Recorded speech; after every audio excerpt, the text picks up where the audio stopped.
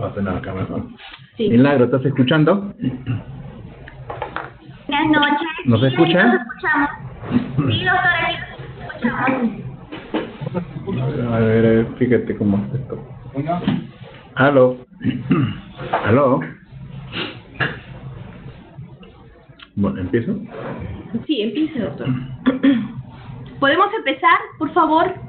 Dante, Claudia, levánteme la mano para poder... Sí, ok, ya, Allá no, perfecto. acá tampoco. Milagros, danos el go.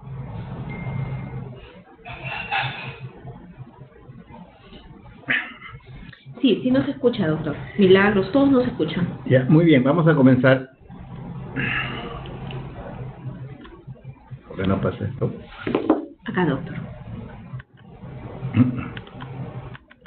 Nada, tampoco. Ya está. Muy bien, vamos a comenzar. Vamos a hablar sobre lo que significa la monitorización de la hipnosis. Hablar de monitorización de hipnosis implica que tenemos que definitivamente penetrar en el concepto de lo que significa el sueño. El sueño que está definitivamente controlado a través del sistema cerebral. El sueño fisiológico es muy distinto a lo que es un sueño anestésico. Muchas veces cuando comenzamos a trabajar con el paciente durante el acto operatorio, le decimos generalmente te vas a quedar dormido. Esto es porque no queremos emplear otra palabra que es un poco muy preocupante para los pacientes. Esa palabra preocupante significa que el sueño anestésico es un coma, no es un sueño fisiológico. La palabra de coma produce en un paciente temor y es muy probable que realmente él se sienta bastante preocupado porque probablemente tenía otro concepto de lo que era la anestesia. Entonces hay diferencias sustanciales entre lo que significa el sueño fisiológico y el sueño anestésico. La anestesia general es un estado terapéutico reversible que tiene por finalidad comportamientos específicos de la conciencia, la amnesia, la analgesia y la asinesia, pero tiene que haber una estabilidad concomitante de los diferentes sistemas autónomos, cardiovasculares, respiratorios y termorreguladores. Durante la anestesia general, los patrones que nosotros vemos como manifestación de las drogas a nivel cerebral se van a reflejar mediante el electroencefalograma. Este electroencefalograma va a tener un patrón que va a ir de menos a más. A medida que avanzamos en la profundidad anestésica, el parámetro de las oscilaciones de las ondas electroencefalográficas van a sufrir un cambio. Se inician con una amplitud muy pequeña y una frecuencia muy grande, para después, a medida que avanzamos durante el acto operatorio, vamos a llegar a un momento en el cual vamos a tener unas oscilaciones electroencefalográficas caracterizadas por tener una gran amplitud, pero una baja frecuencia. Una alta amplitud y una baja frecuencia, hasta que vamos, y si continuamos administrando anestésicos, vamos a llegar a una isoelectricidad, es decir, donde ya no existe absolutamente ninguna oscilación eléctrica cerebral.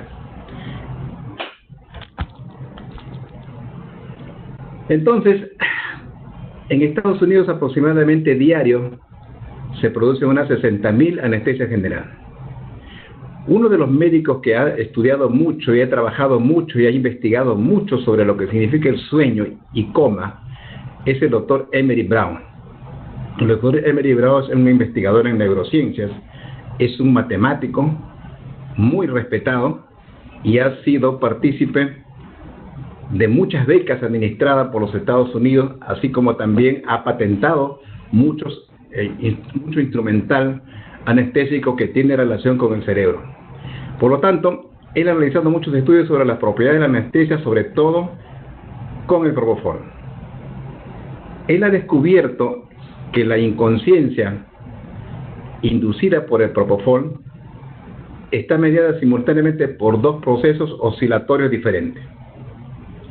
La primera es una fuerte oscilación alfa coherente, o sea, ondas electroencefalográficas alfa pero coherentes. Esto significa que estas oscilaciones eléctricas tienen una correlación de direccionalidad y tienen una facilidad de comunicación, es decir, están comunicadas, por eso se llama coherente. Y esto representa un círculo que comprende tanto el tálamo como la corteza cerebral. Esto conlleva a que a nivel de este círculo o circuito tálamo cortical, la transmisión y la conducción del impulso eléctrico sea bastante apropiado, sin dificultades y sin obstáculos. La segunda oscilación cortical está dada por ondas lentas. Son ondas lentas, ya no son ondas muy rápidas, son ondas lentas, pero que son incoherentes. ¿Qué significa? Que no existe una comunicación adecuada entre las neuronas y por lo tanto van a conllevar a un trastorno de comunicación a nivel cerebral. Las ondas lentas van a restringir la acción de las células o de las neuronas piramidales. Las neuronas piramidales tienen como característica fisiológica descargar cada determinado tiempo, descargada esta neurona, se produce inmediatamente el efecto anestésico o se produce el efecto de despertar. Sin embargo, las ondas lentas tienen por función impedir que esta célula piramidal se descargue y evitar de esa manera que se produzca la vigilia o que se retorne a la vigilia. Por lo tanto, estas ondas lentas, incoherentes, se van a encargar ¿de qué? De impedir que la persona regrese a un estado de vigilia y por el contrario siga en un estado de hipnosis, puesto de que no existe una comunicación ideal para tal efecto o para tal comportamiento. Las ondas alfa sí tienen una comunicación entre el tálamo y la corteza, pero las ondas alfa lo que hacen es deteriorar esta comunicación del tálamo con la corteza. Lo que quiero hasta esta parte es lo siguiente: estamos hablando de oscilaciones eléctricas cerebrales. Estamos hablando que existen ondas alfas coherentes.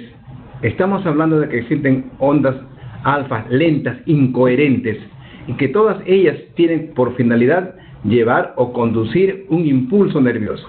Pero lo que yo quiero que entiendan, para que no se confundan, es que estas ondas, sean alfa, sean rápidas o sean lentas, es la misma onda. Es una misma onda que solamente recibe otra nominación porque la velocidad de conducción va a ser diferente. Así tenemos las ondas alfa serán más rápidas, las ondas alfa lentas serán más lentas, las ondas teta que más adelante vamos a ver serán más lentas y serán sucesivamente más lentas. Pero es la misma onda, es el mismo impulso. Lo único que se está cambiando es la velocidad de conducción que va al final de cuentas originar un efecto que buscamos. Puede ser un efecto de sedación o puede ser un efecto de anestesia o estado comatoso. Entonces entiendan que lo único que está sucediendo es que la velocidad de conducción está disminuyendo a medida que nosotros vamos administrando en forma progresiva el anestésico. Por otro lado, el doctor Brown ha logrado descubrir de que ese sueño o ese estado comatoso que se produce por la administración de los hipnóticos se pueden rápidamente revertir. Es decir, el paciente puede despertar rápidamente utilizando ¿qué? Utilizando el metilfenidato, cuyo nombre comercial es Ritalin. Pero ¿cuál es la característica de este fármaco? Es lo siguiente. Primero, que va a impedir la reabsorción de la dopamina y de la norepinefrina. la dopamina y la norepinefrina, por lo tanto, van a tener mayor concentración plasmática. Y de esta manera se va a mantener la hipnosis. Por lo tanto, la dopamina y la norepinefrina o noradrenalina son neurotransmisores que van a permitir que se produzca el sueño. Esta es la forma como actúa el metilfenidato. También se puede utilizar para este mismo efecto algunos otros agentes dopaminérgicos.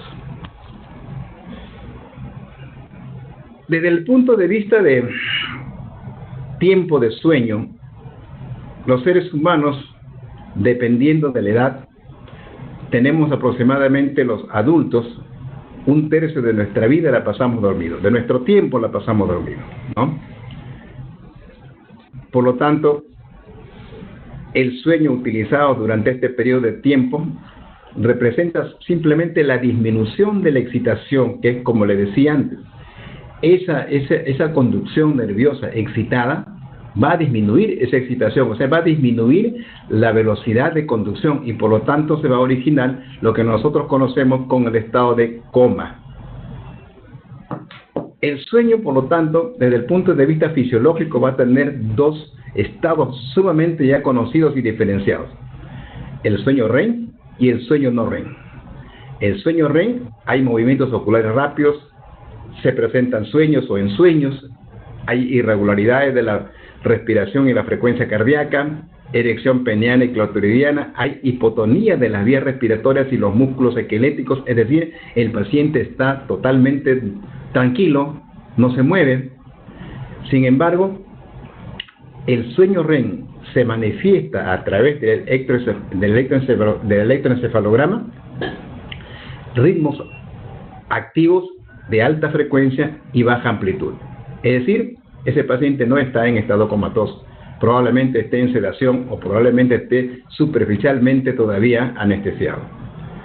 Sin embargo, el sueño no REM, que tiene 3 fases muy distintas, las ondas electroencefalográficas ya no son muy frecuentes, ahora son de mayor amplitud y baja frecuencia, acompañando siempre de un tono muscular creciente y en algunas oportunidades decreciente, con una disminución de la temperatura corporal, así como también una disminución de la frecuencia cardíaca. Pero, ¿cuáles son, desde el punto de vista de edad, los tiempos que realmente nosotros deberíamos de dormir? Un niño pequeño de 1 a 2 años duerme entre 11 y 14 horas. Un niño en edad preescolar de 3 a 5 años entre 10 y 13 horas. Los de edad escolar de 6 a 13 años entre 9 y 11 horas. Los adolescentes de 14 a 17 años unas 10 horas. Los adultos jóvenes entre 7 y 9 horas. Y los adultos ya mayores de 26 a 64 años entre 7 y 9 horas. Y los adultos mayores más de 65 años 7 o 8 horas. Como promedio nosotros, por lo tanto, dentro de lo que estamos como adulto mayor, 8 horas es el promedio que se duerme o que se debe descansar. Sin embargo, si esto lo comparamos con los animalitos, vamos a ver que el que más duerme es un oso perezoso, que duerme 20 horas al día, y el que va a dormir menos es el caballo o el ciervo, que duerme 2 horas durante las 24 horas.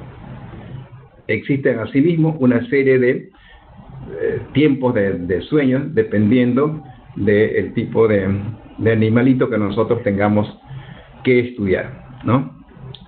Bien, entonces, si esto lo llevamos a una representación gráfica de tal forma que nos conlleve a visualizar cómo es el cerebro durante un sueño fisiológico y cómo es un cerebro durante un sueño anestésico o comatoso, vamos a darnos cuenta que encontramos diferencias muy importantes. Si el paciente está despierto y tiene los ojos abiertos,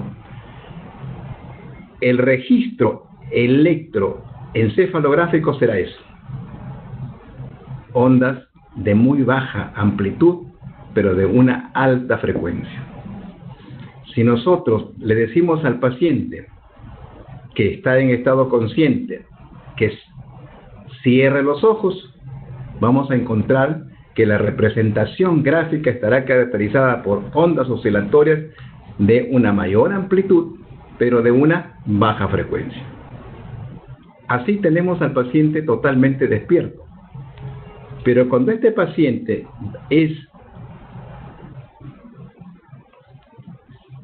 ya ingresado a la etapa de inducción, vamos a ver que a la medida que administramos un hipnótico, las ondas que son de baja amplitud y alta frecuencia van a ir cada vez haciéndose de mayor amplitud y de menor frecuencia, de tal forma que vamos a encontrar que desde el inicio fue muy rápido y luego en la profundidad anestésica van a ser más lentas. Y vemos acá que después de una inducción suave podemos encontrar un fenómeno excitatorio totalmente paradójico. Se supone que si nosotros estamos utilizando como inductor a un hipnótico, se supone que lo que tenemos que llevar a cabo es una tranquilidad en el paciente y no originar una excitación paradójica. Esta excitación paradójica está representada porque el paciente comienza a hablar cosas incoherentes, comienza a moverse, comienza a mover los brazos, comienza a mover los pies, y esto realmente desde el punto de vista cerebral no está muy definido ni tampoco muy conocido.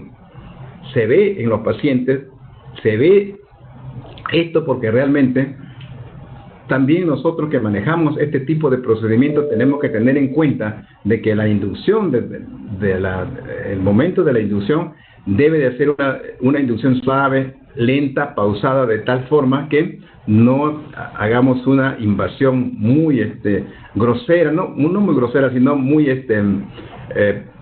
intensa con el paciente, que conlleve a este tipo de trastorno.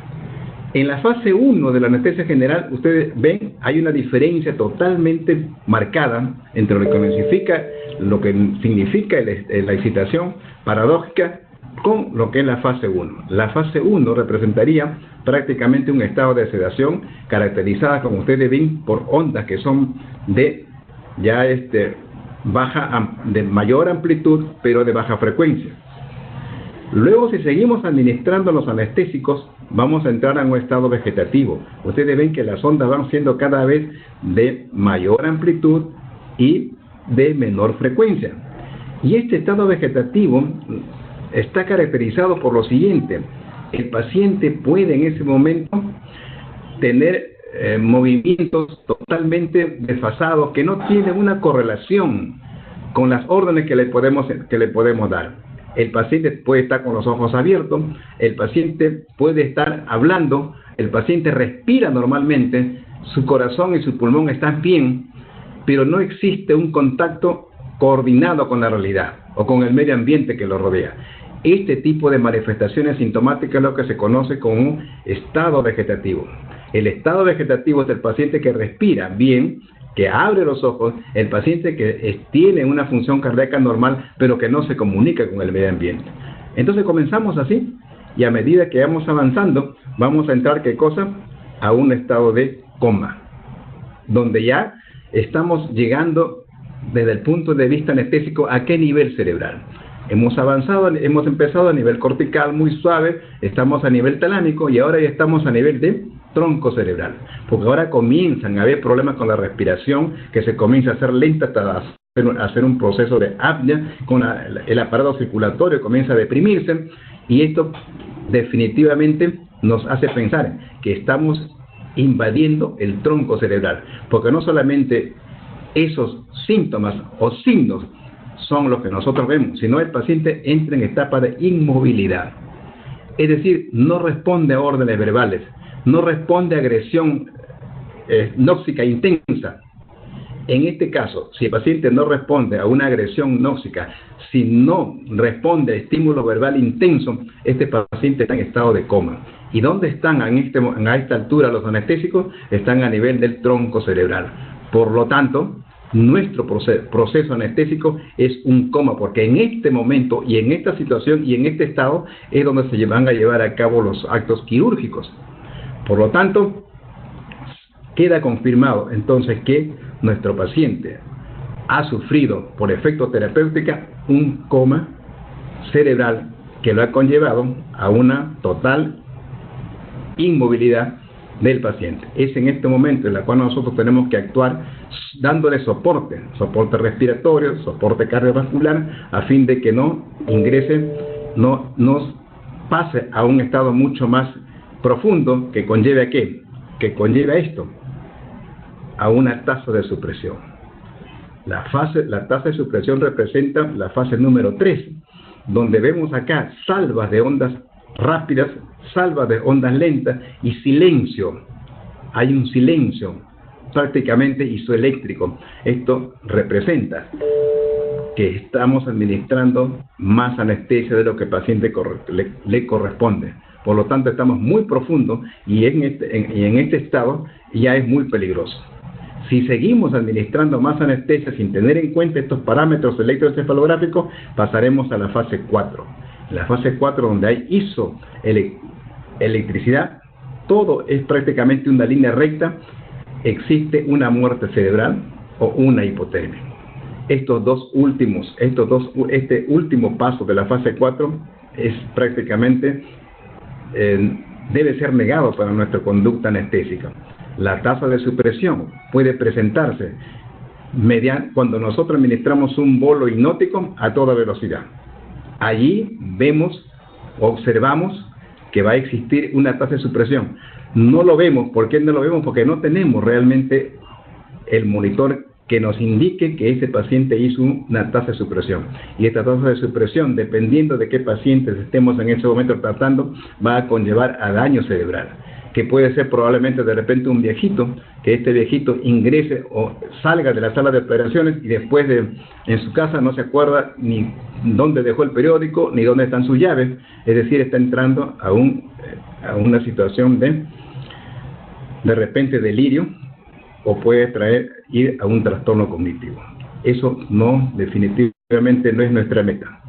Sin embargo, el sueño fisiológico normal también tiene algunas consideraciones de representación electroencefalográfica. Y acá tenemos la fase REM, donde ustedes ven que todas son ondas muy de baja amplitud, pero de alta frecuencia. Y luego, esto generalmente, el paciente, como les dije anteriormente, no se mueve, pero puede estar con los ojos abiertos, puede estar, responde fácilmente a una orden verbal.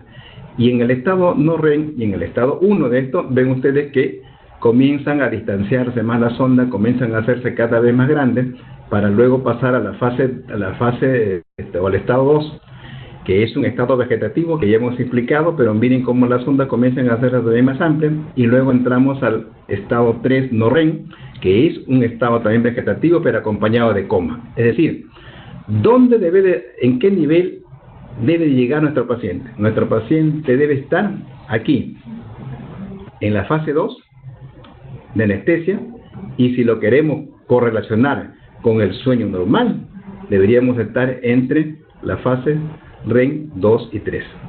Allí debería nuestro estado anestésico llegar, no más allá. Entonces, esto es importante que lo tengan en cuenta, porque más adelante vamos a hablar mucho sobre lo que significa el trazado electroencefalográfico. Por lo tanto, el coma es un estado de falta de respuesta profunda. Generalmente es el resultado de una lesión cerebral grave. Los pacientes comatosos generalmente se acuestan con los ojos cerrados, muy diferente a lo que es un paciente vegetativo. No pueden despertarse para responder apropiadamente a una estimulación nóxica vigorosa. Un paciente en coma puede hacer muecas, mover extremidades, tener respuestas de tenencia estereotipadas, sin embargo no realiza respuesta de localización, es decir, ese paciente está en un estado vegetativo, no está en coma, es un estado vegetativo.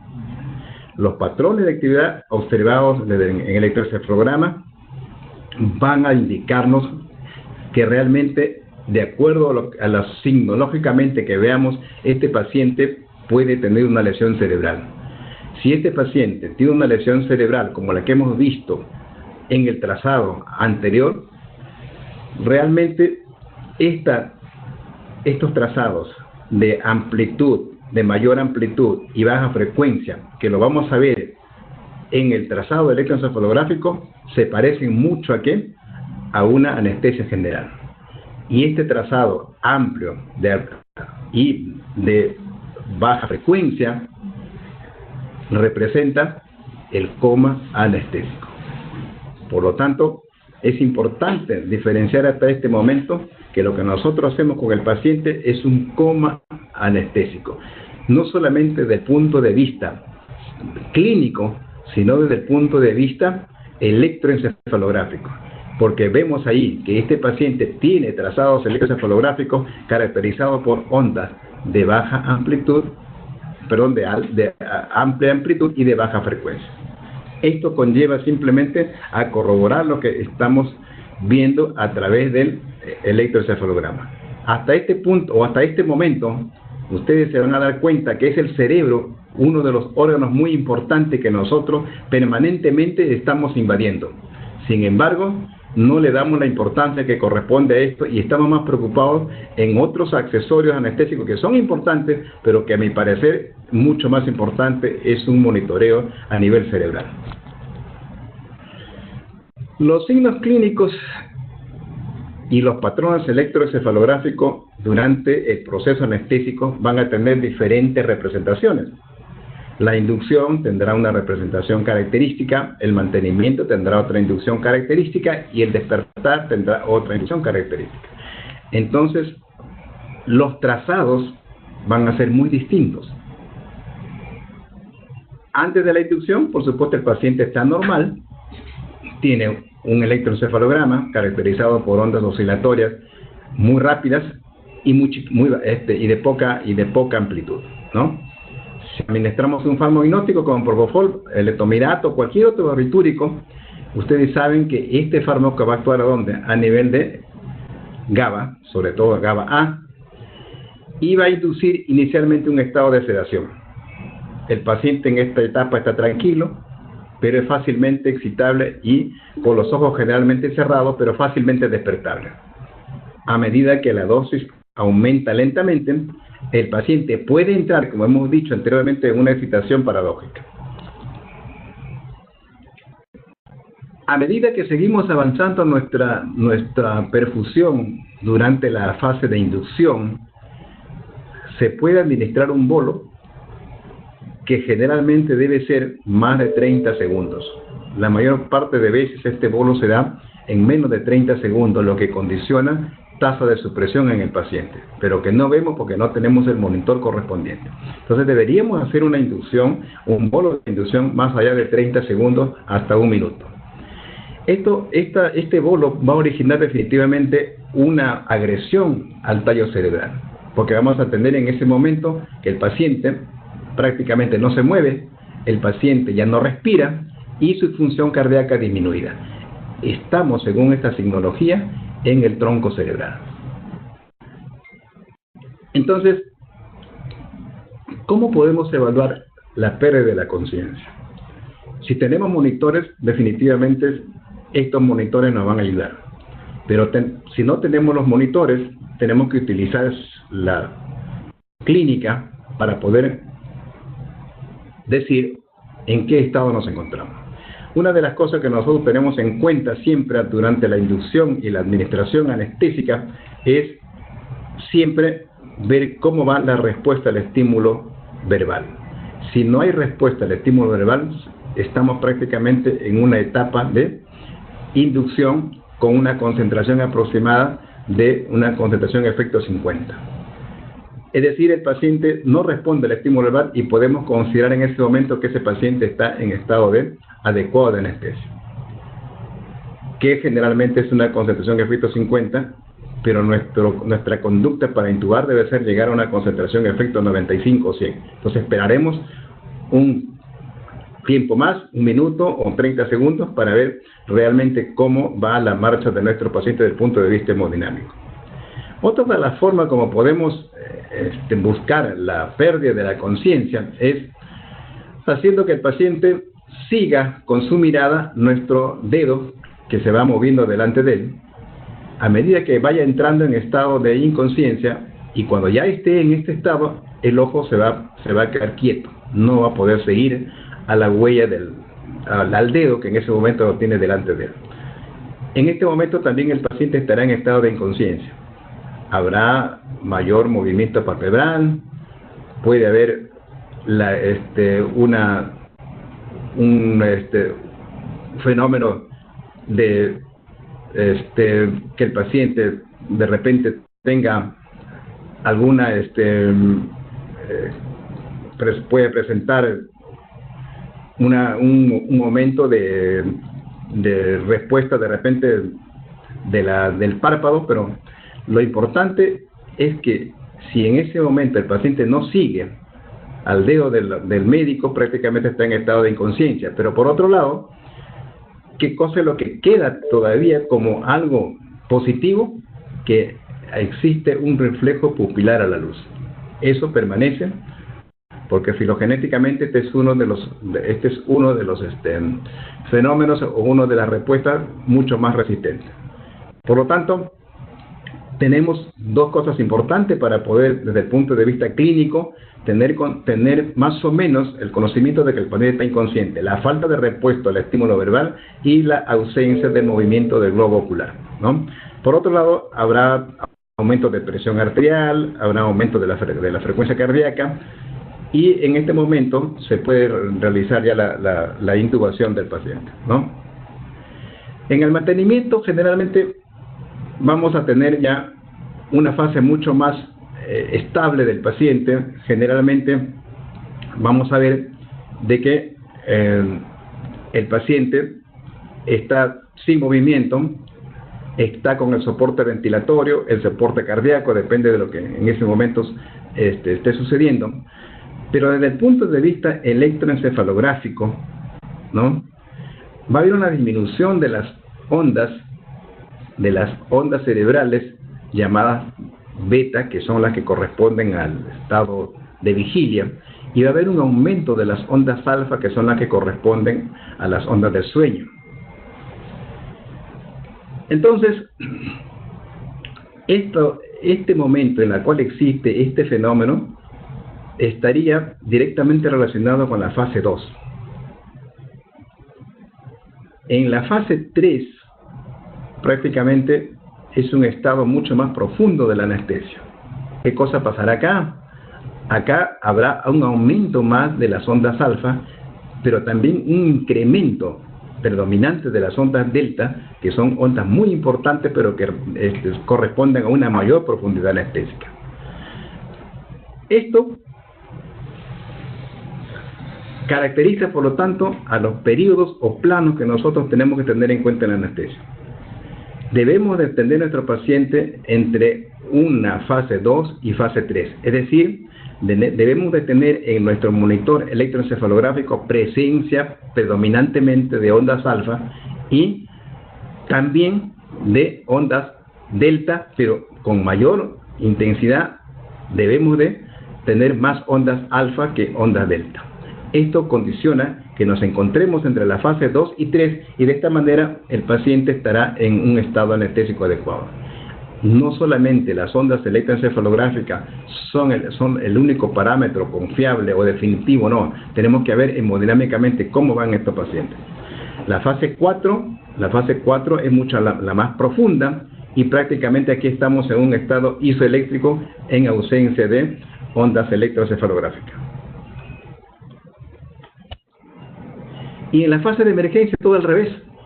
¿Qué cosa teníamos en la fase de mantenimiento? Teníamos predominio de ¿quién? De ondas alfa y luego de ondas delta. Pero ahora, ¿qué pasa en la fase de reversión? Es al revés. Ahora van a comenzar a emerger el paciente y las ondas alfa van a disminuir, las ondas delta van a disminuir y comienzan a aparecer ¿quién? Las ondas beta, que son las que corresponden a la etapa de sedación y a la etapa del despertar. ¿Ok? Entonces, todo se comienza al revés. Si nosotros teníamos prácticamente un paciente que tenía ondas electroencefalográficas de amplia, o sea, de mayor amplitud y de frecuencia baja, ahora, a medida que el paciente se le corta la anestesia o los fármacos hipnóticos, van a comenzar a aparecer ondas que van a ir hacia ¿qué? Hacia un estado de conciencia caracterizado por ondas electroencefalográficas de baja amplitud y alta frecuencia. Esto nos permite a nosotros indicar que ese paciente, desde el punto de vista electroencefalográfico, está despertando. Pero aparte de eso, tenemos otros factores clínicos que tenemos que tener en cuenta en el despertar. Uno de los parámetros que nos indica que ya comienza el paciente a despertarse es la presencia de respiración espontánea. Eso es importante. Por otro lado, también es necesario tener en cuenta que en este momento de la ventilación espontánea, el paciente ya tiene actividad de reflejos. Existe, por lo tanto, una deglución, existen muecas o existe al mismo tiempo movimientos del brazo que no están definitivamente bien orientados hacia un estímulo, simulando prácticamente un leve estado vegetativo. A medida que va metabolizándose más los fármacos, vamos a tener respuesta mucho más clara. Va a haber respuesta a una orden verbal, por un lado. Por otro lado, va a haber apertura de los párpados. Por otro lado, va a existir unas ondas electroencefalográficas que prácticamente ya van muy parecidas a las ondas del estado de alerta, ¿no? Por lo tanto, esto nos conlleva a, desde el punto de vista clínico, estar seguro de que este paciente ya está en estado de emergencia. Por lo tanto, durante la anestesia y en las tres fases que nosotros conocemos, que es la inducción, el mantenimiento y la emergencia o despertar, el comportamiento del electroencefalograma es totalmente diferente.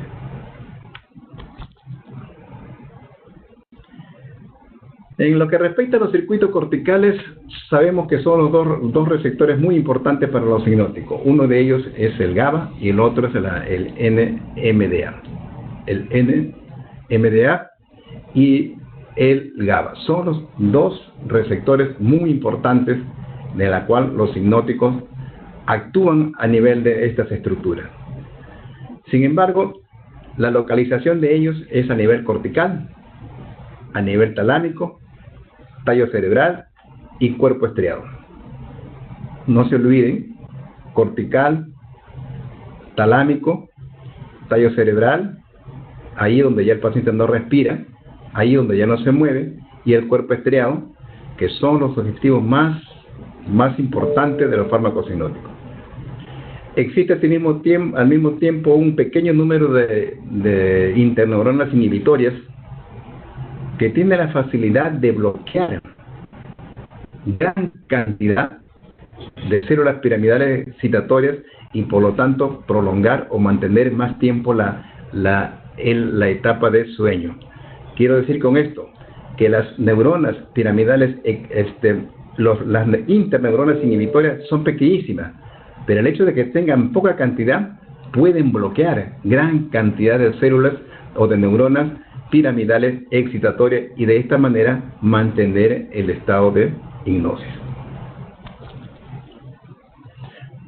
Por lo tanto, el sueño fisiológico es un mecanismo activo igual que la vigilia. Está producida por una serie de neurotransmisores. ¿Y cuáles son los neurotransmisores más importantes que tenemos acá? Acá tenemos la acetilcolina, la norepinefrina, que ya le hemos dicho, que es el mecanismo como la cual actúa el Ritalin, la histamina, la dopamina y la orexina. Todos ellos están relacionados con la vigilia. ¿Y quién está relacionado con el sueño? La adenosina.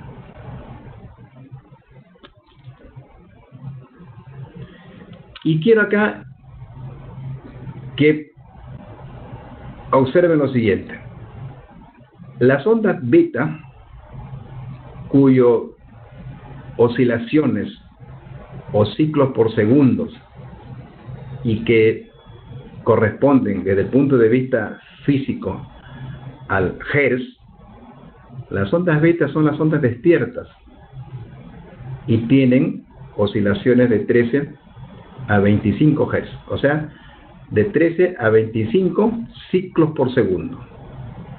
Las ondas alfa son las ondas del sueño, son de 9 a 12 Hz o ciclos por segundo. Las ondas teta son de 5 a 8 ciclos por segundo, representan profundidad anestésica. Y las ondas delta de 1 a 4 representan prácticamente tronco cerebral. Entonces la anestesia va desde la parte beta hacia la parte delta. ¿Qué cosa es lo que nosotros vemos durante un estado anestésico? Comenzamos aquí, está totalmente despierto, el paciente acá está dormido, está en etapa de sueño anestésico, pero al mismo tiempo, como no se mueve nada y como prácticamente ya no respira, estamos con ondas delta. Quiere decir entonces que nuestro estado anestésico comatoso involucra ¿qué cosa? Ondas alfa y ondas delta, porque si nuestro medicamento, si nuestro hipnótico no actuase a nivel de tronco cerebral, el paciente seguiría respirando. Pero como él llega hasta tronco cerebral, el paciente deja de respirar, por lo tanto, el estado comatoso incluye la presencia de ondas electroencefalográficas alfa y delta. Acá tenemos un gráfico que nos va a ayudar. Miren acá, estas son ondas alfa. Estas son ondas alfa. Estas son ondas alfa. Estas son ondas alfa. Estas son ondas alfa. Es de 8 a 13 ciclos por segundo. Pero acá tenemos otras chiquitas. ¿Ven? Acá hay otras chiquitas. Estas son deltas. Estas son deltas. Estas son deltas. Entonces, mi paciente que tiene un índice de vida de 50 y que tiene ondas alfa y que tiene ondas delta, este paciente está en un estado comatoso. Este paciente, el hipnótico que estamos usando, ha disminuido la velocidad de conducción a nivel cortical y ha disminuido la velocidad de conducción a nivel del tronco cerebral.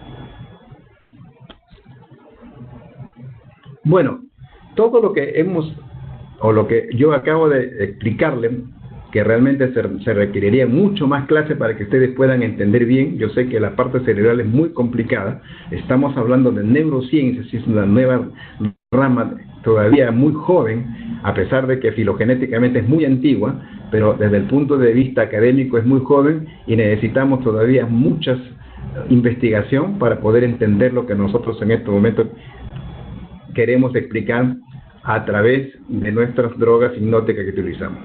Pero esto requiere, el estudio de la neurociencia requiere la presencia de monitores. El monitor no es una imposición, sino es una ayuda. No se puede diagnosticar profundidad hipnótica solamente diciendo la presión bajó y la frecuencia cardíaca bajó. Eso fue antes. Yo sé que hay mucha gente que todavía sigue haciendo eso, pero deberíamos apuntar ¿a qué? A tener monitores. Deberíamos apuntar a eso. No es posible que nosotros seamos los especialistas que todos los días invadimos al cerebro. Pero esta herramienta del monitoreo hipnótico es una pieza faltante muy importante dentro de la anestesia. Sin embargo, estamos muy preocupados en tener un brazalete, un oxímetro de pulso, y si bien es cierto que estos son importantes, más importante sería nuestra preocupación si vemos cómo los anestésicos están actuando a nivel cerebral. Porque los daños que nosotros podemos producir en estos pacientes, nunca generalmente lo vemos. Entonces, esto condiciona que conozcamos algo de lo que es el electroencefalograma. El electroencefalograma tiene dos cosas muy importantes, o dos formas de poder estudiar el electroencefalograma. El electroencefalograma en crudo, que es mediante la colocación de unos 33 electrodos a nivel del cuero cabelludo, es muy difícil de interpretar. Hay que ser muy especialista, seguir cursos especiales para poder interpretar la cantidad de representaciones electroencefalográficas. La otra forma como nosotros podemos visualizar y estudiar e interpretar las ondas electroencefalográficas es a través del electroencefalograma ya que está prácticamente procesado. Y eso es lo que tenemos con diferentes monitores. Son procesados, es decir, se ha hecho una filtración de la cantidad de ondas que tenemos en el cerebro para al final quedar en 5 ondas que son las que más importancia tiene para el manejo del paciente. Esto del electroencefalograma viene de mucho tiempo atrás, desde el año 1875, cuando se hizo, pues, se obtuvieron fenómenos eléctricos en los cerebros de los animales. En el año 22, Gödel describe su famoso plano de profundidad, pero en el año 60 aparecen los halogenados y los planos de profundidad desaparecen, y en el 37 ya se comienzan a hacer diferentes interpretaciones del estado de sueño a través del electroencefalograma, y en el 32 ya existe una relación entre los cambios electroencefalográficos y los anestésicos. ¿Qué cosa es el electroencefalograma? Mide los potenciales eléctricos generados en el cuero cabelludo por corrientes corticales postsinápticas. Es el método más viable para los estados cerebrales bajo anestesia general. Su morfología sinusoidal bajo anestesia realmente es una práctica poco rutinaria en anestesiología. Hay muchísima gente que no tiene un monitor de hipnosis. Hay muchísima gente que solamente lo ha visto o lo ha leído. Y aparte de eso, que tampoco no es tan fácil de interpretar porque hay un cambio periódico de la representación. Sin embargo, el electroencefalograma ha originado una serie de monitores. Tenemos el BIS, que es uno de los más estudiados, validado por la FDA, que tiene múltiples estudios, mucha investigación. Y luego la entropía, que es otro que tiene como característica fundamental tener una evaluación de la analgesia, los potenciales evocados auditivos, el CSM, que es un monitor de estado cerebral, también muy similar a lo que es realmente el BIS, el electroencefalofonograma a través del sonido, y el espectroencefalograma, o simplemente llamado espectrograma. Son los que realmente nos han permitido estudiar mejor el cerebro simplemente a través de la obtención del electroencefalograma. Entonces, sabiendo que el más conocido es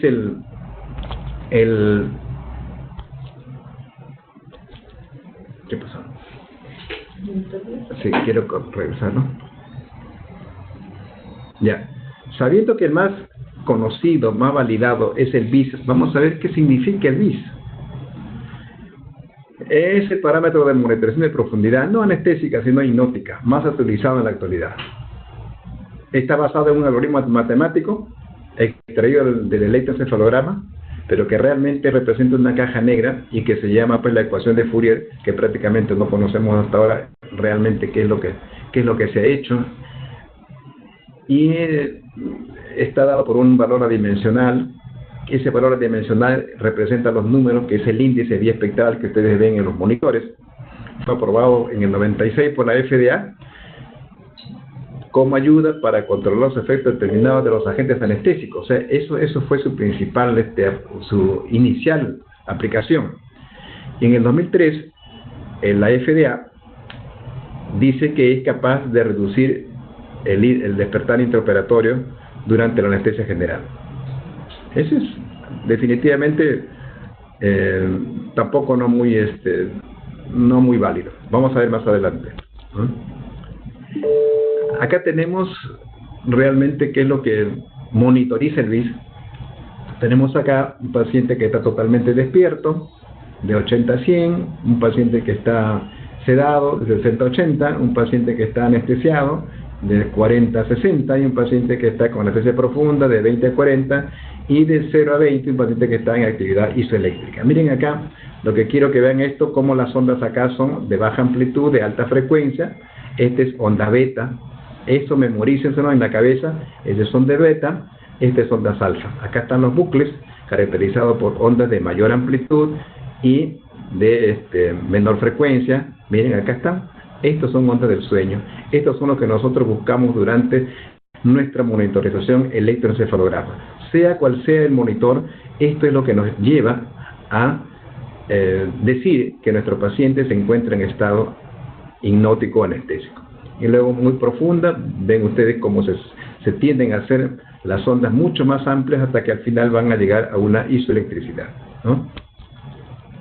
Y acá tenemos este cuadrito que nos va a decir el paciente despierto. Tenemos una predominancia de las ondas beta, ¿no? Sedación, hay una caída de ondas beta, pero un aumento de las ondas alfa. En la anestesia quirúrgica tenemos una dominancia de alfa con teta, que son las de mayor profundidad, a nivel prácticamente de detalle de tronco encefálico, y en una anestesia profunda, ya vamos a ver acá unos periodos de silencio, lo que también se llama tasa de supresión, caracterizada prácticamente por salva de ondas alfa, seguidas de silencio electroencefalográfico. ¿Cuál es el intervalo aconsejado en el BIS? Los valores numéricos van de 0 a 100, ¿no? Donde prácticamente 100, como ustedes saben, es la parte del paciente despierto, y 0 es el paciente que está prácticamente con una muerte cerebral. Y desde el punto de vista hipnótico, las cifras, o los números, o los índices deben estar entre 40 y 60. Se considera un buen plano anestésico. Y debe de mantenerse esos valores durante toda la cirugía. Se dice que con estos valores el recuerdo intraoperatorio ha disminuido durante la administración de anestésicos generales. Se dijo inicialmente que era para el despertar intraoperatorio, que estaba hecho para el despertar intraoperatorio. Sin embargo, es un poco controversial. Hay 4 estudios prospectivos que avalan la eficacia del BIS para prevenir el recuerdo intraoperatorio.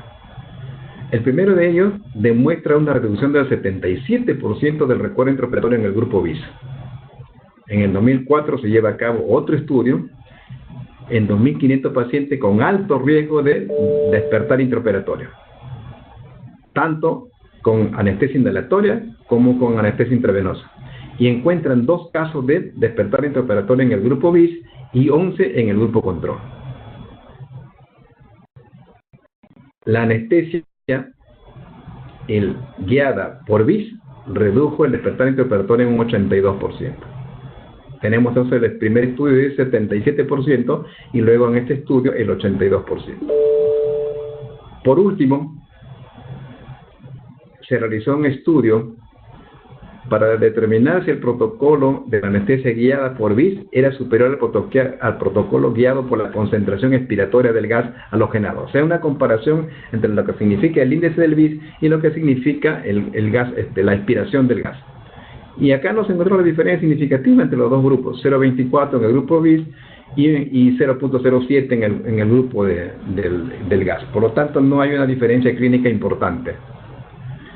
Sin embargo, en estos estudios se llegó a observar algunos casos en los cuales el BIS estaba muy bajo, por debajo de 40, y sin embargo el paciente tuvo recuerdo intraoperatorio. Y en otros casos donde el BIS estaba muy alto y el paciente prácticamente no tuvo recuerdo intraoperatorio.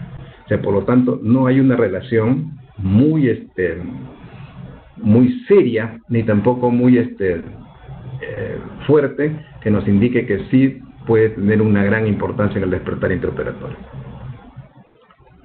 ¿Cuáles son los resultados a largo plazo? Se ha dicho que en el año 2005, que el tiempo de hipnosis profunda, es decir, cuando el BIS está por debajo de 45, la mortalidad postoperatoria hasta un año después de cirugía mayor, se puede producir una mortalidad postoperatoria hasta un año después de cirugía mayor, estableciéndose un riesgo relativo de 1.24. O sea, si tenemos un BIS por debajo de 45, ¿ya? Por debajo de 45, la mortalidad postoperatoria hasta un año después de cirugía es tampoco es muy serio, porque el estudio fue algo sesgado, así que tampoco es definitivo que esto sea así. Y en lo que respecta a efectividad, ningún monitor hasta la fecha, incluyendo el oxímetro de pulso, ha sido catalogado como que disminuye el costo del paciente. Nunca, ninguno ha demostrado. esto está relacionado más a la calidad y la efectividad del tipo de anestesia que el paciente va a recibir. Por ejemplo, se ha dicho que utilizando el BIS hay un ahorro del agente anestésico. Eso sí es cierto, hay un ahorro porque nosotros estamos mucho más seguros en qué plano se encuentra nuestro paciente, ¿no? Y hay un despertar más rápido porque lo mantenemos en un plano hipnótico, ni muy profundo ni muy superficial. Entonces tenemos un despertar mucho más temprano. Y hay también una orientación precoz del paciente, es autovalente, es mucho más autovalente el paciente en menor tiempo. La salida del paciente a recuperación posanestésica es mucho más rápida. La salida de recuperación posanestésica a su pabellón también es en menor tiempo, y algunos cirujanos, algunos profesionales prefieren o dicen que el paciente ya no debería entrar a la unidad de cuidados posanestésicos, sino pasar directamente a su pabellón, ¿no? Pero esto lo tenemos que relacionar con qué tipo de anestesia estamos dando. Si lo damos con inhalatorio, va a quedar más tiempo sedado, pero si lo damos con intravenoso, prácticamente el tiempo de autovalencia del paciente es mucho más temprano. También hay una disminución de la náuseas y vómitos porque estamos realmente con un buen índice de anestesia, y esto condiciona que el paciente pueda también salir mucho más rápido de la recuperación. Lo que sí hay que tener en cuenta es que aunque el BIS esté dentro de los parámetros adecuados anestésicos, algunos pacientes pueden presentar daño cerebral porque realmente son muy susceptibles a los agentes anestésicos, y la susceptibilidad en cualquier persona nadie la puede adivinar.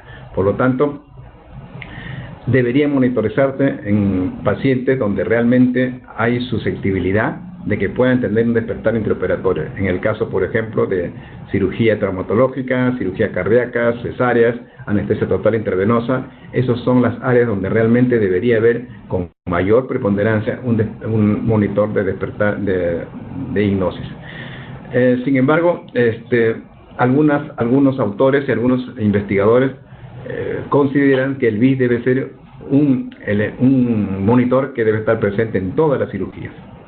Y algunos otros, como la ASA, refieren que solamente en determinados grupos quirúrgicos debería este monitor estar presente en sala de operaciones. Desde el punto de vista personal, yo considero que el monitor de hipnosis debe estar en todas las salas, en todos los procedimientos quirúrgicos, porque realmente no sabemos qué paciente en ese instante estamos anestesiando. Puede ser muy sensible, puede tener un problema genético, o realmente puede haber una serie de otros factores que puedan de alguna manera condicionar daño cerebral. Por lo tanto, yo considero que este monitor debe de estar presente en todas las cirugías. ¿Cuáles son las limitaciones del BIS? No sirve para óxido nitroso, tampoco para ketamina, menos para lotano, tampoco para opiáceos. Como en el electromiograma, el BIS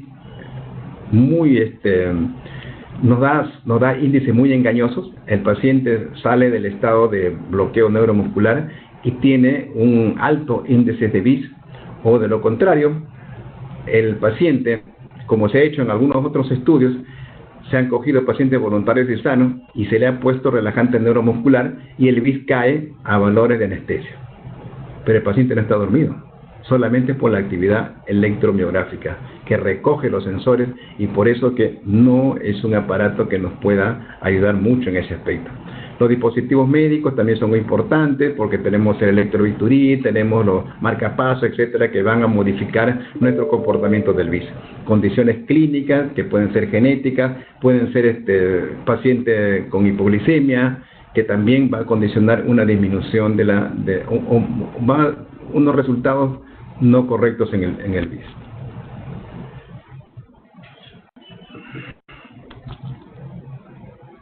Asimismo, también un paciente con epilepsia también va a tener una representación muy alterada del BIS. Algunos pacientes tienen en estado de alerta un BIS bajo, por debajo de 80, y esto nos va a originar cierta preocupación durante el manejo anestésico y durante el despertar del paciente. Por eso es importante monitorear con un monitor hipnótico en la etapa cual el paciente está en estado de alerta, para que eso nos sirva como valor referencial. Conclusiones entonces: la anestesia guiada por el BIS por debajo de 60 reduce significativamente el despertar intraoperatorio en la población, sobre todo de alto riesgo. Un índice inferior al 55 podría ser mucho más importante, reducirlo más. La incidencia de despertar intraoperatorio es 1 a 2 casos por cada 1000 anestesia y puede variar según la población de población estudiada. El valor del BIS es un marcador de morbilidad, de mortalidad perioperatoria más que un factor causal. O sea, el BIS no es el que causa la muerte, es un marcador de mortalidad. Son necesarios más estudios. El BIS tiene una respuesta lenta, se demora en procesarlo, tiene unos 30 segundos de retraso en tiempo real, y no solamente 30 segundos, puede ser hasta 1 minuto el retraso. Por lo tanto, uno tiene que esperar ese tiempo para encontrar recién el valor real del BIS, ¿no? Ahora, hay problemas cuando se combina con algunas drogas, solamente para una sola droga. Ya ahora hay un registro unilateral, o digo bilateral, antes teníamos unilateral nada más, y hay dudas de efectividad para prevenir el despertar. Entonces, cuando el primer manual que publicaron los fabricantes del BIS dieron las siguientes indicaciones: es para un rango etario encima de 16 años, no debe utilizarse, encima de 18 años, no debe utilizarse en menor de 18 años. No es para pediatría, no es para halogenado, no se debe utilizar en ketamina, no se debe utilizar en dexmedetomidina. Paciente que consume psicotrópicos, no debe utilizarse en la UCI y solo está hecho para el control del propofol. Eso es la realidad. Controversias sobre la indicación del BIS. Algunos abogan que deben darse durante todas las cirugías o los procedimientos anestésicos, y otros dicen que solamente debería darse en determinados grupos de procedimientos anestésicos. Que hay menor incidencia de náuseas y vómitos se refiere a que tenemos un buen plano anestésico. Y acá ya hablaremos un poco sobre lo que es el espectroencefalograma, que nos interpreta la hipnosis y la anestesia con un solo medicamento o la mezcla de medicamentos. Esta es otra cosa. El BIS solamente nos puede dar el trazado de un solo medicamento, pero acá con el espectroencefalograma o espectrograma, como ustedes quieran llamar, se pueden mezclar fármacos y vamos a encontrar las representaciones gráficas de la acción de la droga en el cerebro. ¿Por qué se desarrolla el espectro? El imperativo de desarrollar conceptos sobre principios neurofisiológicos para el seguimiento del estado del cerebro bajo anestesia general. ¿Cómo va el cerebro durante la administración de hipnóticos durante la anestesia? ¿Qué pasa con los recién nacidos? ¿Qué pasa con los lactantes? ¿Qué pasa con la apoptosis? ¿Qué pasa con el delirio?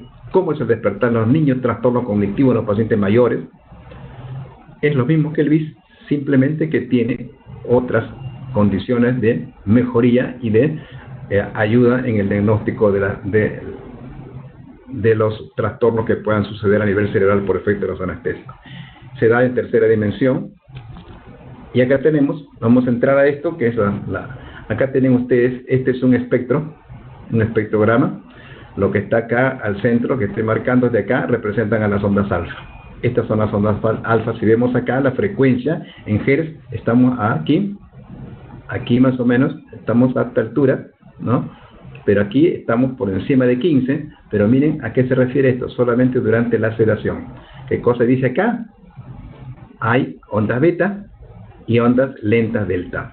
¿Dónde están las ondas beta? Las ondas beta están acá arriba, ¿no? Acá arriba. ¿Dónde están las ondas delta? Las ondas delta están acá. Estas son las delta. Acá arriba están las ondas beta, acá. Y esta de aquí corresponderían a las ondas alfa. pero el paciente está en estado de sedación, porque miren la frecuencia, nosotros trazamos una línea acá, más o menos estamos, la mayor concentración de la droga está a esta altura, que representaría más o menos 15, lo cual significa que está por fuera de 13, y al estar por fuera de 13, prácticamente estamos en una etapa de anestesia superficial, o sea, sedación. La línea blanca que ustedes ven arriba es el borde espectral, abajo también tenemos un borde espectral. El borde espectral significa que el 95% de la potencia de la droga se encuentra en este nivel. Acá está, el 95% está aquí. Y nuevamente para informarles de que estas son ondas alfa, estas son ondas beta, y acá tenemos las ondas delta, que son las ondas alfa llamadas ondas alfa lentas, o ondas lentas. Estas son las ondas rápidas, estas son las lentas. Por lo tanto, acá estamos con un paciente en estado de sedación. Y acá lo podemos ver, miren, acá hay ondas beta, ondas alfa, ondas beta, ondas alfa y ondas beta. Mayor predominancia de ondas alfa, pero con la aparición de ondas beta, lo cual significa que el paciente está sedado. Si hubiese ondas alfa con ondas delta, yo diría este paciente está en estado anestésico. Si hubiese solamente ondas delta, digo este paciente está profundamente anestesiado. ¿Qué pasó? Debe la X. ¿Se desconectó? Sí. Sí, doctor, yo le estaba diciendo que ya quedaban 8 minutos. Tengo que volver a conectar. Ah, no. Ya está. No. Sí. No, la presentación de PowerPoint.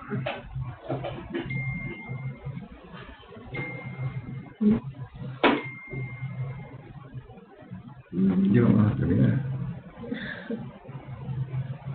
¿Dónde está?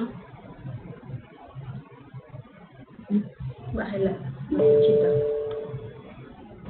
Sí, ya vamos a terminar. Ya carga el resto. Ahí. Ya, ok. Corre. Ya está. Vamos a volver a conectarnos porque no está corriendo la presentación. ¿Ustedes nos pueden escuchar? Dante, Milagros, Claudia. A ver. No, todo bien, ¿me escuchan? Todo. Ya, perfecto. Ya, denme un segundo, entonces es una falla de la presentación nada más. Denme un segundo. ¿Acá? Ahí.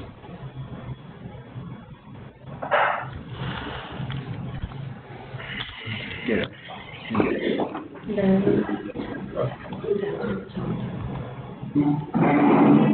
Ahora pasamos con esto, ¿no? Corre de ahí. No sé por qué.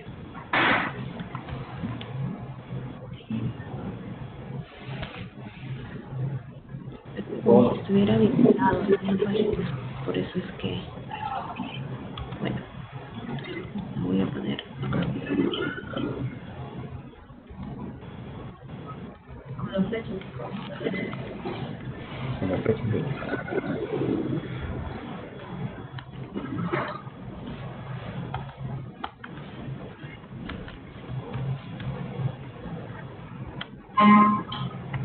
Que ya no tienes salida.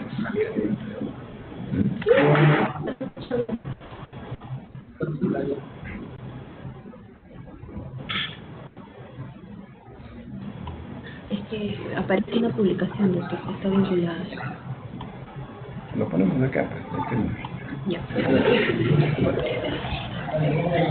Entonces seguimos. Esta gráfica representa también las ondas cerebrales, y acá tenemos pacientes con ojos abiertos. Esta es la etapa paroxística que ya hemos hablado. Acá tenemos un estado de sedación, un estado de inconsciencia. Miren cómo es el trazado totalmente distinto. Esto cuando hacemos una inducción, miren cómo se abren las ondas. O sea, la inducción prácticamente llegamos al tallo cerebral, y acá tenemos la tasa de supresión, salva de ondas alfa y ausencia de ondas electroencefalográficas, ¿no?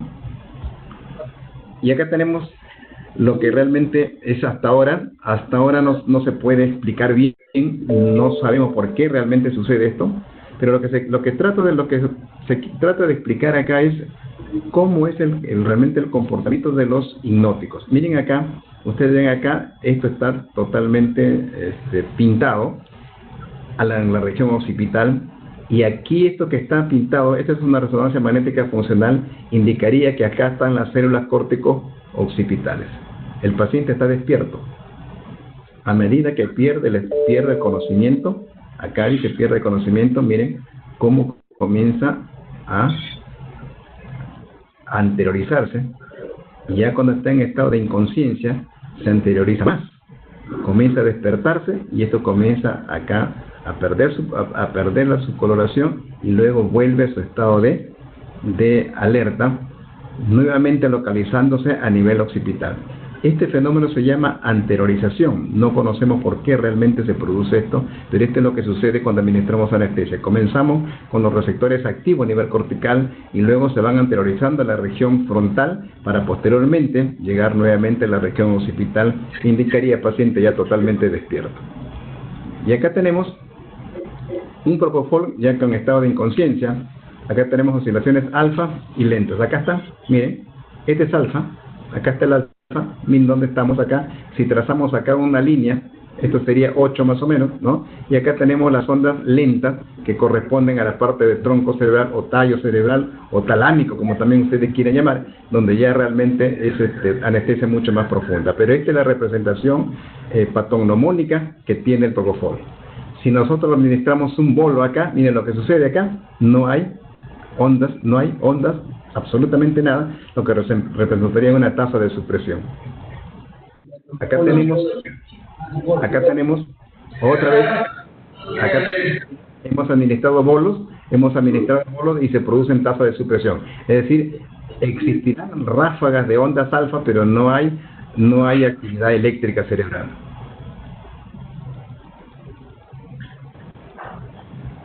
Acá, esto que está acá es la ketamina, la presentación esquemática de la ketamina.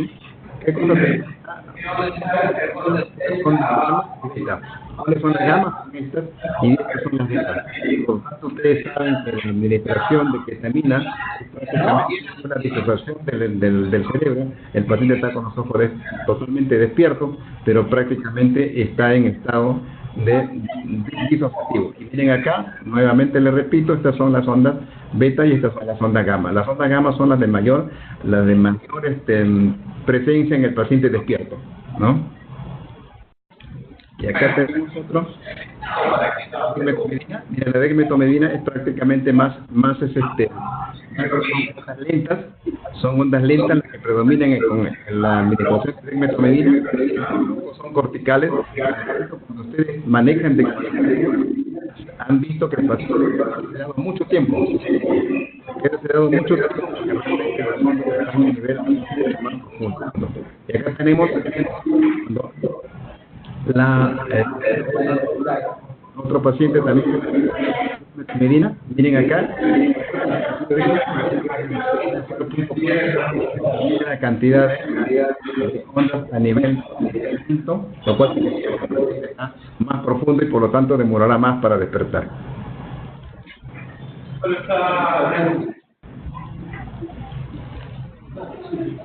¿Quién está hablando? Disculpa, Milagros, amiga, ¿puedes poner mute, por favor?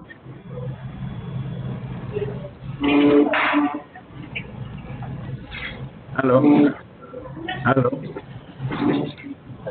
Milagros, amiga, por favor. Acá tenemos el seborane. Miren, el seborane todavía en un estado superficial. Miren su representación esquemática.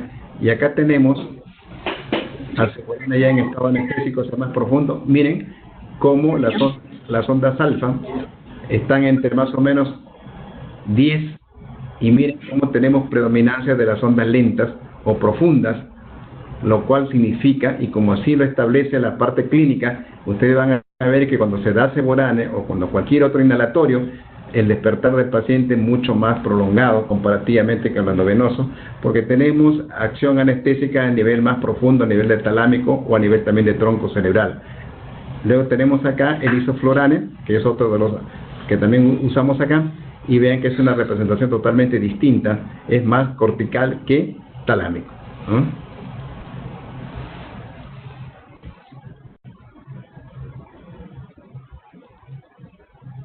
Y acá tenemos isofluranes con el óxido nitroso. Miren acá, hasta acá hemos administrado isofluranes, pero a la hora que nosotros realmente cortamos isofluranes, mira la cantidad de tiempo, como 8 minutos que demora para que realmente desaparezca. Acá está el isoflurane, acá está en región cortical y región talámica o profunda. Cortamos en este momento el isoflurane, pero mira la cantidad de tiempo que todavía va a demorar para desaparecer del cerebro, y recién acá, a esta altura, comienza a aparecer el óxido nitroso, que como ustedes ven, no actúa a nivel cortical, por lo tanto no hay ondas cerebrales, no hay afectación de las ondas alfa porque no es subcortical. El óxido nitroso no es cortical, sino subcortical. Y acá tenemos una figura comparativa. Miren, este es el propofol, esta es su característica principal, ondas alfa rápidas, ondas alfa lentas. Esto es cortical, esto es talámico o tronco cerebral. Acá tenemos al sevoflurane, miren el sevoflurane, un inhalatorio que tiene mayor compromiso a nivel profundo, por lo tanto demora para despertar. Miren la ketamina, tenemos ondas gamma y ondas beta, pero miren, y muy poco en lo que respecta a profundidad, muy poco. Y acá tenemos la dexmetomidina, que es mucho más profunda a nivel anestésico, por lo tanto su característica principal de la dexmetomidina es demorar mucho tiempo para el despertar.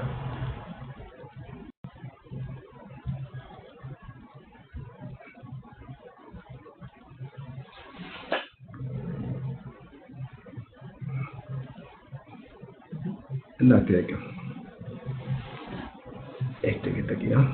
Ya. Y acá tenemos una combinación que no se puede hacer digamos, cuando hacemos solamente unilateral. Acá sí tenemos un bilateral, ¿no? Miren lo que se puede hacer acá.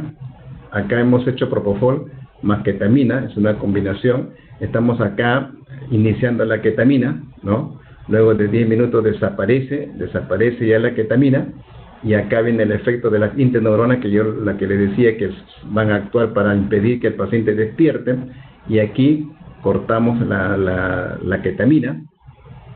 ¿Y qué pasa acá? Aquí empezamos ketamina.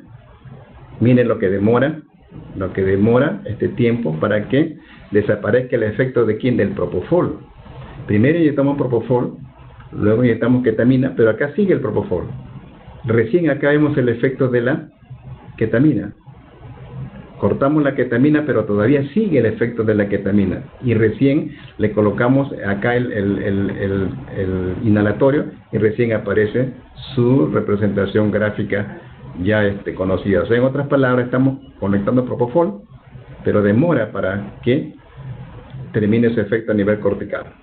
Colocamos acá la ketamina, y recién acá se produce el efecto interneuronal.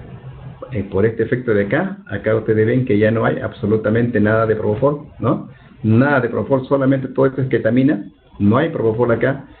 Acá cortamos la ketamina, y miren lo que demora acá para que recién reconectado el propofol aparezca la curva de propofol, o la gráfica de propofol. Por lo tanto, vemos acá en este paciente la edad. Miren cómo es la mancha roja o la franja roja de un paciente pequeño, ¿no? Miren, bastante pronunciado. Acá también a nivel profundo. Miren lo que pasa a los 14 años, ya va siendo menor. Miren lo que pasa a los 30 años, ya hay menor banda roja. Hay también menor talámico o profundo. Miren lo que pasa a los 57 años, va disminuyendo la franja, se va también disminuyendo la parte profunda. Y miren lo que pasa a los 81 años, que prácticamente no hay cortical y solamente es ligeramente profunda. Esto indica de que los neurotransmisores y la masa cerebral va disminuyendo a medida que avanzan los años. Por lo tanto, la concentración que le damos de propofol aquí no va a ser igual a la que le damos a un paciente de 81 años. Va a ser totalmente menor, ¿no? Acá tenemos una variabilidad de ondas, pero aquí hay un predominio beta. ¿Ven? Por este predominio beta hay alfa, pero es definitivamente predominio beta. Todo paciente está despierto. Acá tienen alfa, es un predominio de alfa. ¿Ven? Ahí está, están las alfas acá están las alfa. Estas son las teta, que ya tenemos mayor profundidad anestésica, y estas son las delta, cuando hay mucho más profundidad anestésica y ya cercana a una tasa de supresión.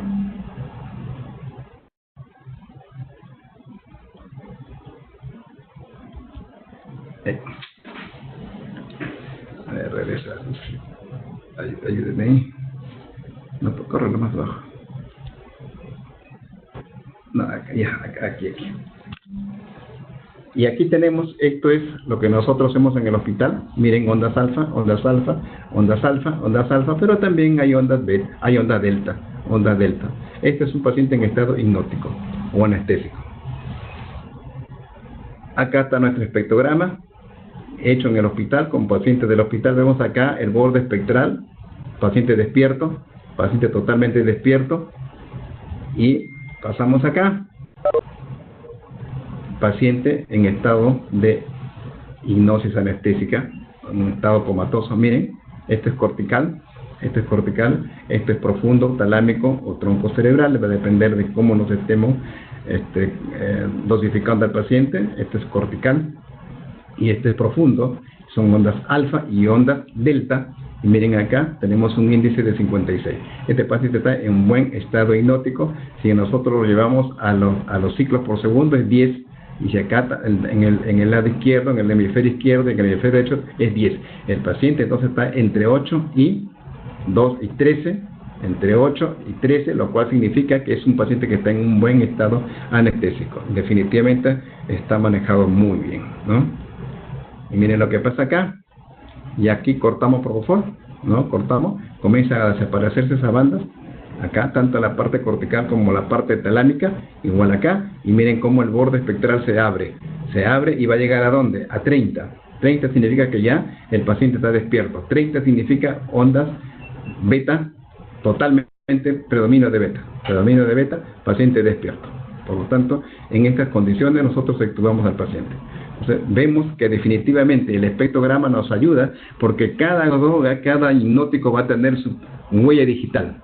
Podemos mezclar fármacos hipnóticos y definitivamente podemos encontrar cuál es la huella digital para cada uno. Podemos poner un inhalatorio y después un endovenoso y vamos a ver la representación característica de cada uno de los fármacos. Con esto nosotros nos olvidamos del índice, nos olvidamos de las ondas alfa desde el punto de vista de trazado único y miramos nuestros ciclos por segundo, miramos nuestro registro a nivel cortical y nuestro registro a nivel talámico o profundo o tronco cerebral. Por lo tanto, desde el punto de vista de manejo del paciente, esto es lo que nosotros deberíamos tener en todo nuestro paciente para saber que definitivamente esto está en un buen estado de anestesia. Si tienen preguntas. Gracias, doctor.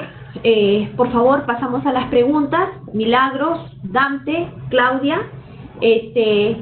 ¿Quién pasa primero antes que se nos corte el Webex? Porque ya estamos en el tiempo límite, por favor. ¿Tienen alguna pregunta? Milagros. Buenas noches, doctor. Y aquí el doctor Gonzalo Delgado nos va a hacer algunas preguntas. A ver. Buenas noches, doctor Castilla. Siempre un Dime. Siempre un placer escucharlo, doctor. Mi pregunta va dirigida a los pacientes en pediatría. Han sacado sensores pediátricos, pero usted sabe que las ondas en pediatría no nos ayudan mucho. ¿Cuál es su opinión? ¿Qué? ¿Cuál es su opinión? ¿Cuál es su opinión? Allá. Mira, para pediatría no tenemos nada todavía definitivo. Todos son simplemente extrapolaciones de adultos. Tú sabes perfectamente que los electrodos del BIS, que acá en una de las diapositivas he dicho que no es para pediatría, igual también están haciendo lo mismo con los sensores bilateral, que lo están colocando en pediatría, igual están haciendo con otros monitores como el CELLIGHT, que también están pasando los electrodos para instalarlos en los pediátricos. Realmente no existe un parámetro que nos permita decir que definitivamente el paciente anestesiado o la anestesia en un niño pediátrico pueda ser validado en una forma correcta utilizando estos monitores de hipnosis. No es confiable, no hay nada todavía para niños. ¿Aló? Que le quite el mute, sí. ¿Aló? Ya, ahora sí. Ahora sí. ¿Aló? ¿Me escucha? Sí, ahora sí te escucho.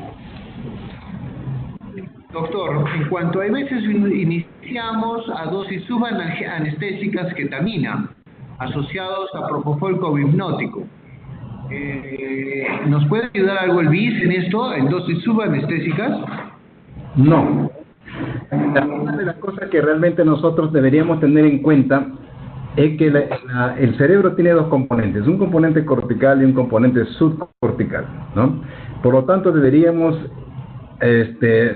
actuar sobre cada componente para de esta forma establecer una anestesia general. Los hipnóticos están referidos específicamente a la región cortical y los opioides o opiáceos a la región subcortical. Si nosotros queremos administrar otro fármaco que no son opioides para tener una analgesia, realmente no existe parámetro de registro a través de eso. Sabemos que la ketamina por sí sola es un buen analgésico, pero no tenemos realmente razón para que esto pueda reemplazar a un opioide, ni tampoco otros analgésicos como la lidocaína o como el sulfato de magnesio, tampoco tienen la característica farmacocinética que lo tienen los opioides. Así que si tú lo usas, si usas ketamina para este tipo de pacientes, yo supongo que solamente la estás haciendo por una razón de poder ahorrar algo de propofol y por otra razón de repente prevenir alguna hiperalgesia postoperatoria o de repente por otro lado también favorecer de alguna manera una estabilidad hemodinámica. No entiendo por qué otra cosa se puede hacer.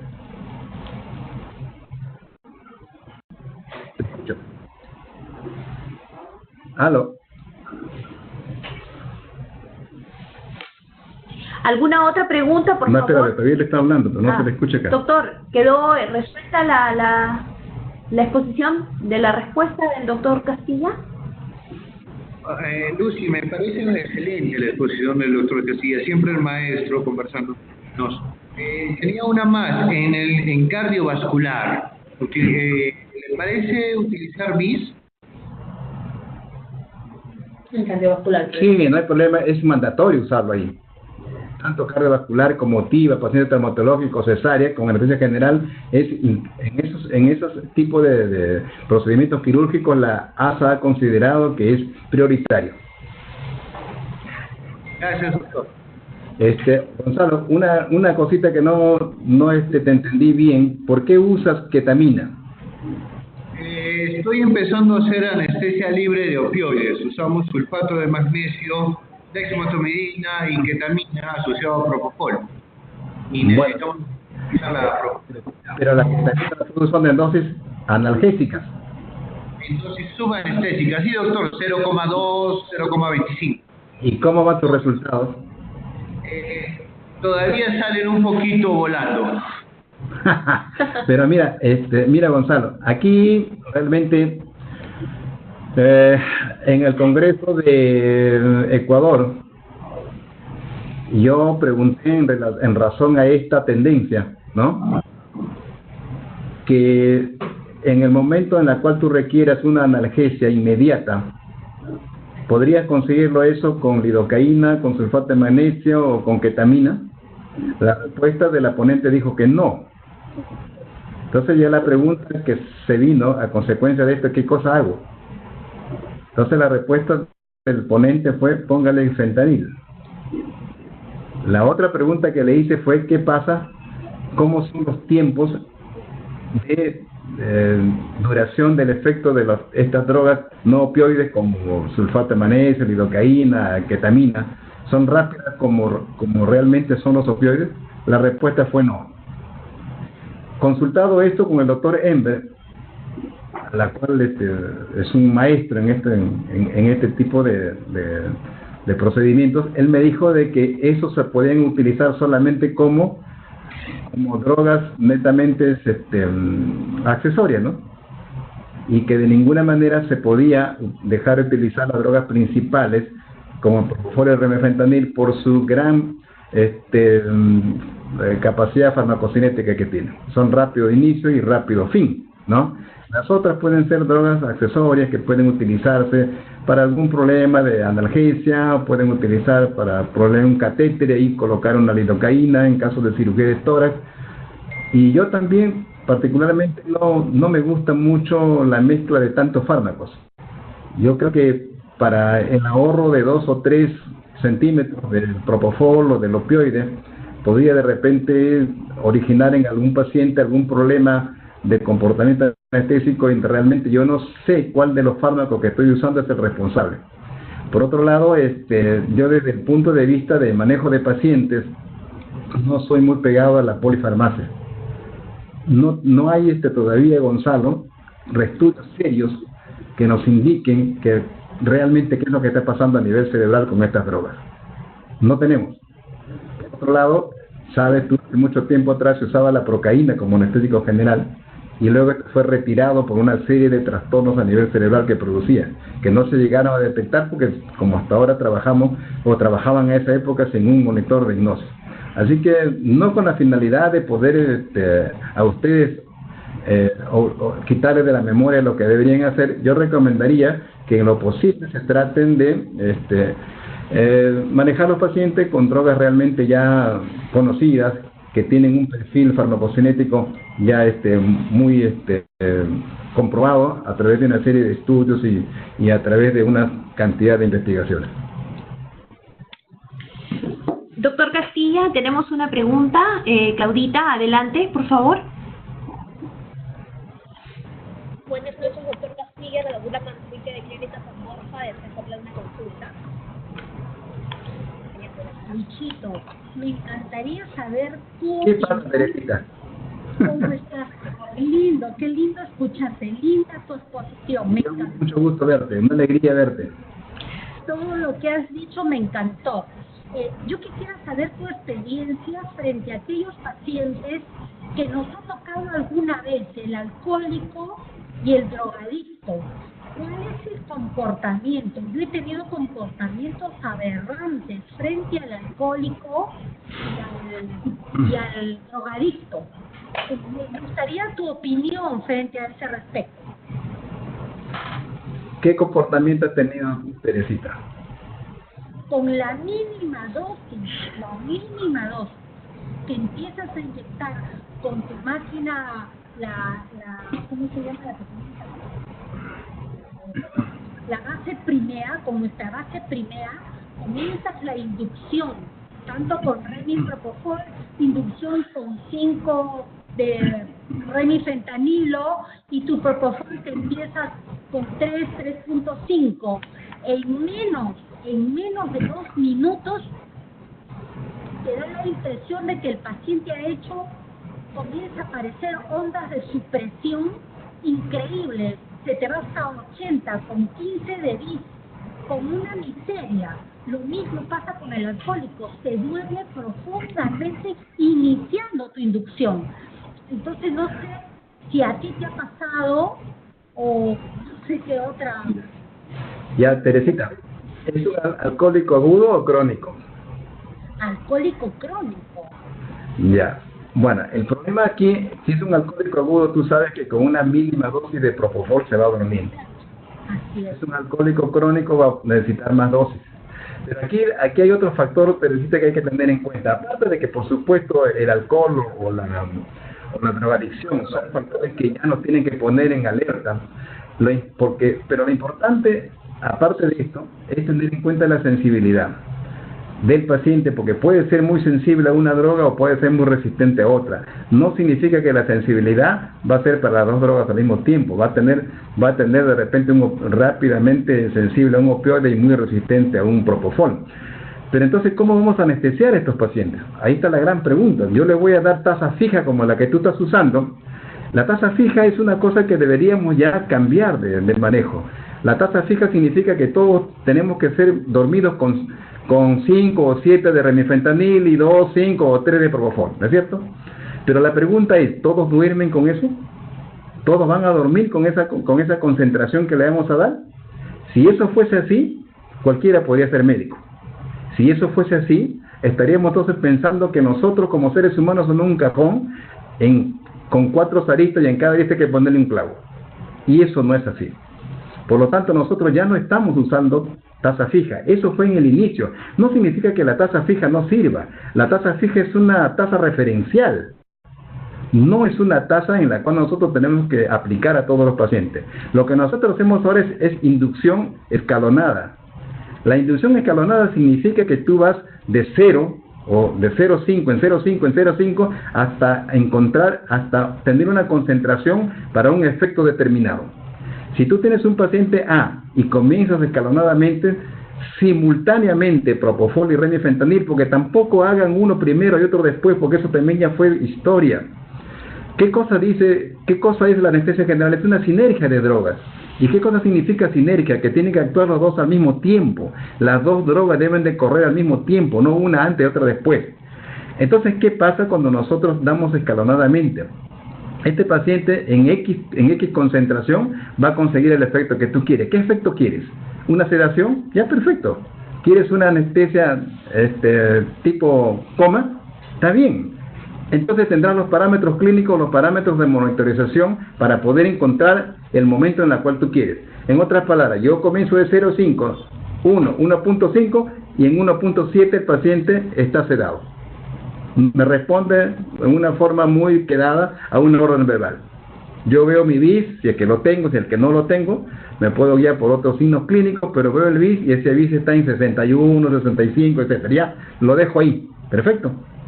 De remifentanil, ¿cuánto bajó? Bajó un 10% de su frecuencia cardíaca. Está bien, perfecto, ahí lo dejo. Está sedado. ¿Qué cosa quiero? ¿Una anestesia de tipo coma o un sueño tipo comatoso? Entonces agarro de 0,5 a 0,5 y voy subiendo hasta cuando el paciente no me responde a órdenes verbales. Cuando no me responde a órdenes verbales, para mí ese paciente está inconsciente. ¿Y qué pasa con el remifentanil o con el opioide? Tengo que ver que baje un 20% su frecuencia cardíaca para pensar que ese paciente está en una analgesia adecuada. ¿Cómo podemos comprobar esto? Si tenemos monitor a buena hora, el monitor, el BIS, esperamos un minuto y ese BIS debe estar por lo menos en 45 o 50. Pero si no tengo BIS, es el gran problema. ¿Cómo estoy seguro que ese paciente está en estado de inconsciencia? Tendré que hacer presión a los músculos de entre ellos la articulación temporomandibular, y si no se mueve, estará pues con una buena hipnosis. ¿Cómo estoy seguro de que realmente está con una buena analgesia? No es tan fácil. Intubaré, y si no se mueve al pasar el tubo o no se mueve al inflar el globito, está en buena analgesia. Y eso me ha servido para la inducción. Luego yo voy a ver cómo lo llevo en el mantenimiento, lo tengo que titular. Para eso tengo que saber a qué concentración se quedó dormido y eso será mi referencia para el mantenimiento con el hipnótico. Mientras que el 10% de la caída de la frecuencia cardíaca me servirá como referencia para el mantenimiento del opioide. En otras palabras, Teresita, nosotros ya muy poco usamos tasa fija. Solo cuando llegamos tarde usamos tasa fija. Si no, lo hacemos escalonadamente. Y ahí encontramos una concentración personalizada. Te puede llegar cualquier paciente, Teresita, gordo, flaco, viejo, joven, borracho, todo lo que tú quieras. Pero si tú comienzas escalonadamente vas a encontrar realmente en qué momento ese paciente se duerme y en qué momento está anestesiado. Es lo que nosotros hacemos ahora y nos va muy bien. No hay referencias todavía bibliográficas de estudios grandes, pero a nosotros nos va bien. Y eso está en este momento prácticamente en el hospital como una conducta de manejo. Nos demoramos un poquito más, 8 minutos, pero nadie le dice nada al cirujano cuando se demora 1 hora para cerrar piel, ¿no? Espero que te haya respondido, Teresita. Yo creo que en estos pacientes y en todo tú deberías comenzar a hacer eso. Y ahí, por más borrachito que sea, le vas a encontrar dónde está su nivel. Y por más drogadicto que no te explique drogadicto, lo vas a encontrar, ¿no? Y aparte de eso, si algún problema tienes durante la inducción, cierra las dianas y se acabó el problema. Cuando tú das tasa fija, puede pasar una tasa de supresión hasta una isoelectricidad electroencefalográfica, ¿no? Y el paciente no sale de repente de la apnea, demora para salir de la apnea, o demora para poder despertar, o demora para poder salir del estado de analgesia. Y eso lo conseguimos cuando damos tasa fija. Por eso ya no usamos mucho este procedimiento. Buena administración. Muy buena administración. Ya. doctores, yo les agradezco muchísimo su tiempo. En verdad, ha sido muy grato poder estar enlazados desde la ciudad de Arequipa con la participación del doctor Gonzalo, también desde Chiclayo con representantes del Hospital Regional, licenciadas, médicos anestesiólogos, doctora Manrique, doctora Arévalo. Ha sido un placer tenerlos y estar conectados. El doctor Castilla se va a despedir. Quiero agradecerle a todos por la paciencia. Hemos tenido como 1h20 más o menos en esto, pero realmente es un tema bastante amplio, un tema poco conocido y un poco engorroso para poder hacerlo bajo